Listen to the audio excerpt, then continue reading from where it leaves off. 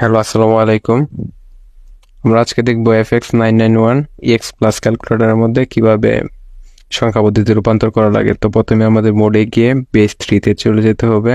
দেন আমরা দেখলাম এখানে ডেসিমাল চলে এসেছে। তো আমরা যে কোনো একটা ডেসিমাল সংখ্যা ইনপুট নিব, যেরকম 177।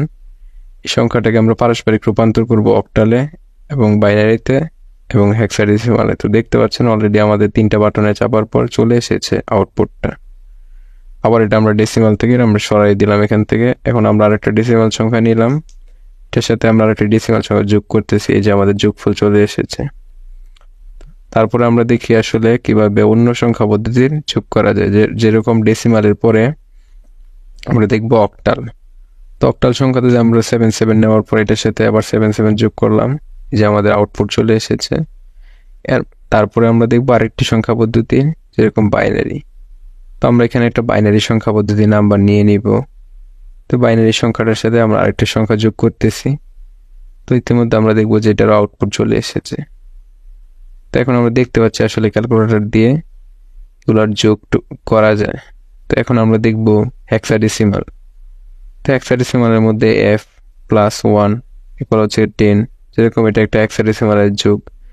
আবার ABC যদি যোগ এটার সাথে যোগ করি কোনো একটা সংখ্যা, দেন আমাদের এখানে ডিরেক্টলি আউটপুট দেখাবে। CDE যোগ করলে 179A, অর্থাৎ আমরা এখানে হেক্সাডেসিমালের যোগও দেখলাম। তো এই পর্যায়ে আমরা দেখবো আসলে কিভাবে বাইনারি সংখ্যার বিয়োগ করা যায়। তো আমরা এখানে একটা সংখ্যা ইনপুট নিয়ে নিলাম, তো এটার সাথে আমরা বিয়োগ করার জন্য আরেকটা সংখ্যা ইনপুট নিলাম। তো দেখতেছি আমরা এখানে আউটপুট চলে এসেছে। তো এটা হচ্ছে আমাদের বাইনারি বিয়োগফল। দেন আমরা দেখবো অক্টালের একটি বিয়োগ। তো এখানে গতানুগতিকভাবে অক্টালের একটি সংখ্যা ইনপুট করলাম এবং তারপরে বিয়োগ দিয়ে আরেকটি সংখ্যা, দেন আমাদের এখানে উত্তর চলে এসেছে। তো আমরা এক্সাম্পল হিসেবে আরেকটা সংখ্যা দেখতে পারি, যেরকম 100 থেকে 1 মাইনাস করলে 77। তো আসলে এগুলো ক্যালকুলেটরের মাধ্যমে খুব সহজেই করা যায়। তো এখন আমরা দেখবো হচ্ছে হেক্সাডেসিমালের একটি সংখ্যা, এটা থেকে আমরা বিয়োগ করব। যেরকম B9 থেকে আমরা বিয়োগ করতেছি 1A, তো আনসার হচ্ছে 9F।